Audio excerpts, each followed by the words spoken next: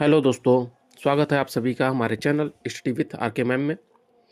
आप सभी के लिए भारतीय संविधान का मॉक टेस्ट यूपीएसआई के एग्ज़ाम वालों के लिए बहुत ही महत्वपूर्ण है। यह मॉक टेस्ट आपकी तैयारी के लिए बहुत महत्वपूर्ण है। तो चलिए शुरू करते हैं।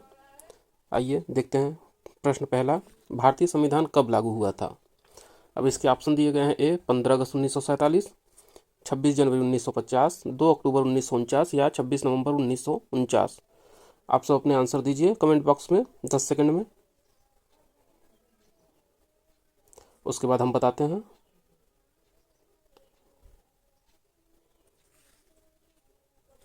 जी देखिए, इसका उत्तर होगा 26 जनवरी 1950। ठीक, अब चलिए आगे चलते हैं क्वेश्चन नंबर 2 पे। संविधान सभा के अध्यक्ष कौन थे? डॉक्टर राजेंद्र प्रसाद, जवाहरलाल नेहरू, भीमराव अंबेडकर या सरदार पटेल? 10 सेकंड में आप अपना उत्तर दीजिए।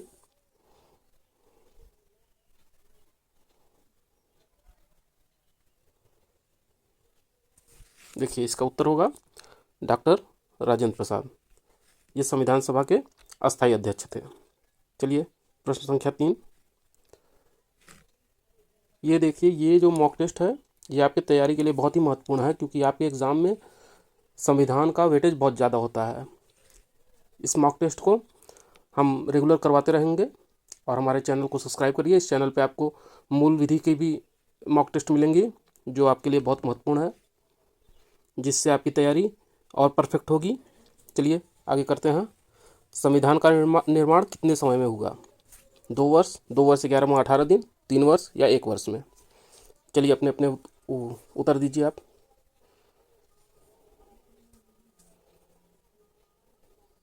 देखिए, आप सब जो अपने उत्तर दे रहे हैं उसे काउंट करके रखिएगा। लास्ट में बताइएगा कि किसका कितना सही हुआ है। इससे पता चलेगा आपकी तैयारी कितनी परफेक्ट हो रही है इस समय। चलिए, इसका जो है आंसर होगा सेकंड। ठीक, आइए प्रश्न संख्या 4 पे। मौलिक अधिकार किस भाग में है? भाग 1, 2, 3 या 4? अपने उत्तर दीजिए आप सब। इसके उत्तर तो लगभग सभी को पता होने चाहिए। चलिए, इसका आंसर होगा ऑप्शन सी। ठीक है, आइए अच्छा प्रश्न संख्या 5 में। नीति निर्देशक तत्व किस भाग में है? इसका भी उत्तर दीजिएगा आप सब।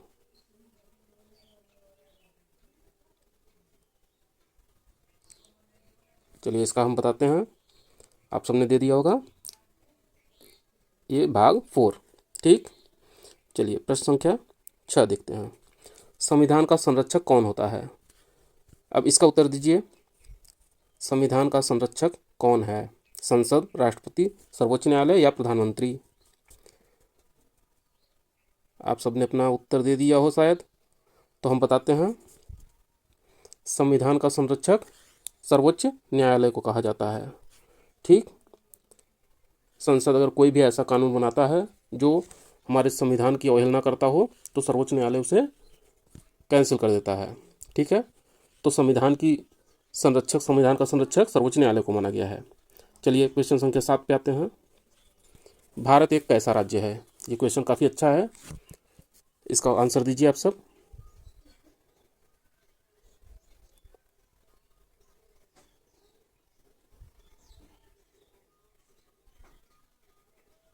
इस क्वेश्चन को समझने में कुछ लोगों को दिक्कत हो रही होगी। आप सबने दे दिया होगा अपना उत्तर। चलिए अच्छा देखते हैं आप। देखिए, भारत एक ऐसा राज्य है, इसमें संघीय एकात्मक, संघात्मक, एकात्मक प्रकृति वाला दिया गया है। संघीय और एकात्मक, अब समझिए इसको। अगर एक तरीके से देखा जाए तो भारत संघीय राज्य भी है और एकात्मक राज्य भी है। संघीय किस तरह से कि भारत में राज्यों और केंद्र दोनों में शक्तियों का बंटवारा किया गया है, जो ये दिखाता है कि भारत जो है संघीय राज्य है। ठीक, भारत का लिखित संविधान है, ये भी दिखाता है कि भारत संघीय राज्य है। लेकिन आपात की स्थिति में भारत की संपूर्ण शक्ति राज्यों के पास न रह के केंद्र के पास चली जाती है, जो ये दिखाती है कि भारत एक एकात्मक राज्य है। और केंद्र जो है हर राज्य में राज्यपाल की नियुक्ति करता है, जो केंद्र की तरफ से होते हैं और वो राज्यों पर नज़र रखते हैं। तो ये भी दर्शाता है कि भारत एक एकात्मक राज्य है। तो इस तरह देखा जाए तो भारत न तो पूर्ण संघीय है न तो पूर्ण एकात्मक है। तो ऑप्शन सी इसमें सही होगा। ठीक, चलिए अगले क्वेश्चन पे आते हैं। मौलिक कर्तव्य किस संशोधन में जोड़े गए, बताइए।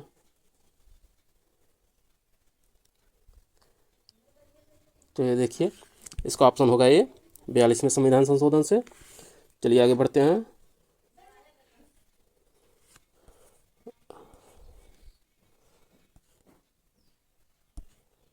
राष्ट्रपति का चुनाव कौन करता है, इस क्वेश्चन का ध्यान दीजिए।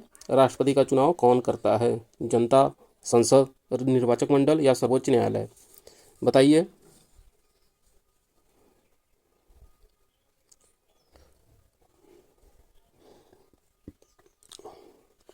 जनता, संसद, निर्वाचक मंडल या सर्वोच्च न्यायालय। चलिए हम बताते हैं। अब देखिए, राष्ट्रपति का जो चुनाव होता है उसके लिए एक निर्वाचन मंडल बनाया जाता है, निर्वाचक मंडल। और उस निर्वाचक मंडल में होते कौन हैं, संसद के निर्वाचित सदस्य और राज्यों के विधानसभाओं के निर्वाचित सदस्य। ये याद रखना कि राष्ट्रपति के चुनाव में संसद के मनोनीत सदस्य नहीं होते हैं, विधान परिषद के सदस्य भी नहीं होते हैं और विधानसभाओं के मनोनीत सदस्य भी नहीं होते हैं। यानी इनके चुनाव में सिर्फ निर्वाचित सदस्य होते हैं जो इन्हें चुनते हैं। ठीक, चलिए आगे देखते हैं। लोकसभा का कार्यकाल कितना होता है, ये तो क्वेश्चन लगभग सबको पता होना चाहिए। लोकसभा का कार्यकाल कितना है, 4, 5, 6 या 3, कितने वर्ष का है, ये तो सबको पता होना चाहिए, 5 वर्ष का। चलिए आगे देखते हैं। राज्यसभा के सदस्यों का कार्यकाल कितना है, ये बताइए। अब देखिए, राज्यसभा जो है ये एक अस्थायी सदन है, तो इसका विघटन कभी नहीं होता है, लेकिन इसके सदस्यों का कार्यकाल होता है 6 वर्षों का। ठीक, चलिए आगे बढ़ते हैं। आपातकाल किस अनुच्छेद में है, आपातकाल को किस अनुच्छेद में बताया गया है, सब अपना अपना आंसर दीजिए। चलिए बताते हैं। आपातकाल को 352 में बताया गया है। ठीक, 356 जो है ये राष्ट्रपति की शक्तियों के बारे में है और 360 जो है ये है वित्तीय आपात से संबंधित। ठीक है, चलिए आगे बढ़ते हैं। प्रश्न, वित्त आयोग का गठन किस अनुच्छेद में है, बताइए।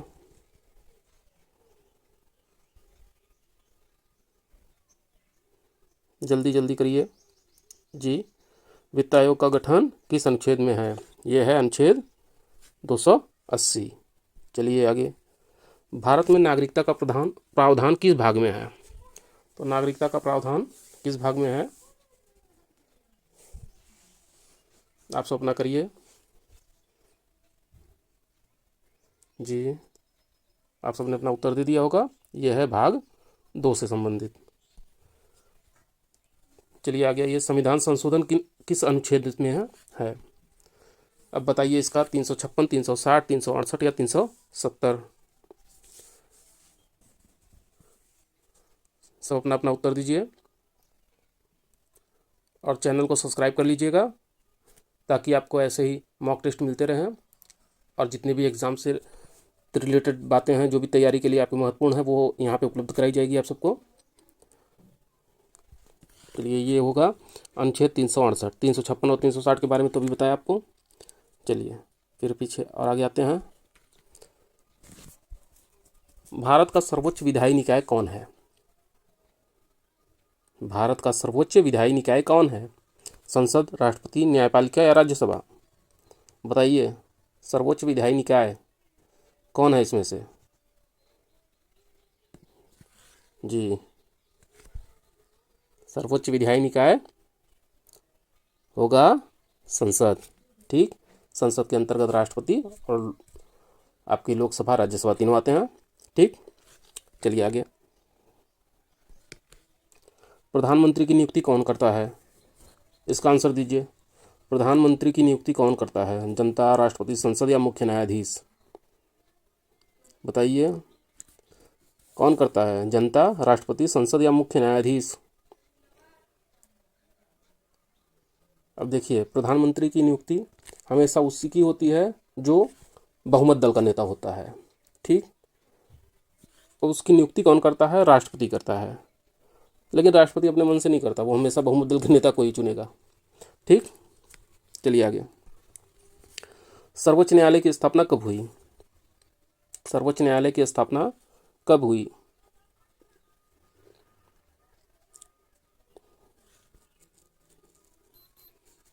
जल्दी करिएगा जी। इसका आंसर होगा 1950। चलिए आगे देखते हैं। अनुच्छेद 21 किससे संबंधित है? ये बताइएगा, अनुच्छेद 21 किससे संबंधित है? ये आपके मौलिक अधिकार का भाग है। अनुच्छेद 21 बताइएगा जी। अनुच्छेद 21 जीवन और व्यक्तिगत स्वतंत्रता, प्राण एवं दैहिक स्वतंत्रता। ठीक, चलिए आगे आते हैं। अनुच्छेद 370 किस राज्य से संबंधित था? अनुच्छेद 370 किस राज्य से संबंधित था? बताइएगा जी। ये संबंधित था जम्मू एंड कश्मीर से। चलिए आगे। संविधान में कितनी अनुसूचियां हैं? बताइएगा, संविधान में कितनी अनुसूचियां हैं?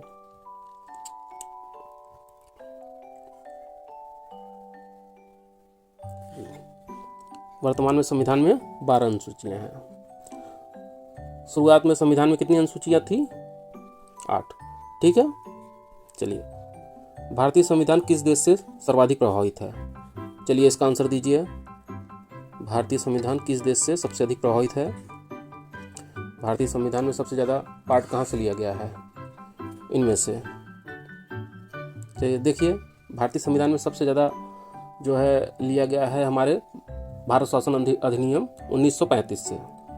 ठीक है, और लेकिन अगर इन देशों में देखा जाए तो भारत के संविधान में सबसे ज़्यादा प्रभाव पड़ता है ब्रिटेन का। ठीक है, चलिए अच्छा आगे देखते हैं। भारत में एकल नागरिकता की व्यवस्था किससे ली गई है? अब ये बताइए, एकल नागरिकता की व्यवस्था कहाँ से ली गई है? अमेरिका, कनाडा, ब्रिटेन या ऑस्ट्रेलिया से? जी बताइए। अमेरिका में तो खुद ही दोहरी नागरिकता है, तो वहाँ से तो ली नहीं जाएगी। ये ली गई है ब्रिटेन से। ठीक है, चलिए आगे देखते हैं। राष्ट्रपति शासन किस अनुच्छेद में है? राष्ट्रपति शासन किस अनुच्छेद में है?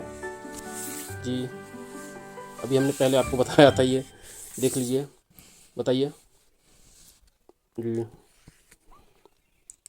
352 था आपातकाल से, 360 था वित्तीय आपात से, और 356 था राष्ट्रपति शासन से।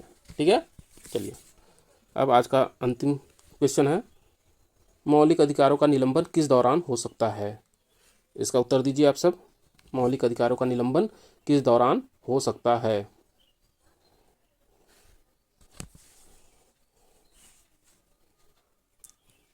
जी सही, आपातकाल के समय मौलिक अधिकारों का निलंबन कर दिया जाता है। कुछ अधिकारों को छोड़ के उसमें से बाकियों का निलंबन हो जाता है। चलिए ठीक है, आज के मॉक टेस्ट में आप सब अपने मार्क जो है कमेंट बॉक्स में बताइएगा कितना कितना सही हुआ किसका। और आगे से ऐसे मॉक टेस्ट और भी आपको मिलेंगे, मूल विधि के भी, संविधान के भी, सामान्य ज्ञान के भी और हिंदी के भी। तो आप सब चैनल को सब्सक्राइब कर लीजिए